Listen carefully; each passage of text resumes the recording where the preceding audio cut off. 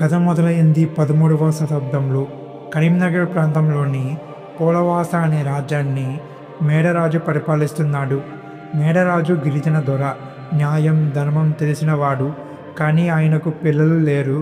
ఒకరోజు మేడరాజు తన సైన్యంతో అడవికి వేటకు వెళ్ళాడు. అడవి నిశ్శబ్దంగా ఉంది. హఠావుటిగా పులుల గాండ్రింపులు. సైనికులు భయపడ్డారు. కానీ అక్కడ వారికి కనిపించిన దృశ్యం చూసి వారి గుండెలు ఆగిపోయినంత పనయింది. కొన్ని పులులు ఒకచోట చేరి ఉన్నాయి. వాటి మధ్యలో ఒక పసికందు. ఆ పులులు ఆ పాపను తినడం లేదు, కాపలా కాస్తున్నాయి. ఆ పాప ఏడుపు వినిపించడం లేదు. పులులతో ఆడుకుంటూ నవ్వుతుంది. మేడరాజు ఆశ్చర్యపోయాడు. ఇది సామాన్యమైన బిడ్డ కాదు, అడవి తల్లి నాకిచ్చిన వరం అనుకున్నాడు. పులులను తరిమి ఆ బిడ్డను ఎత్తుకున్నాడు. ఆ బిడ్డను చూడగానే ఒక దివ్యమైన తేజస్సు కనిపించింది. ఆమెకు సమ్మక్క అని పేరు పెట్టాడు.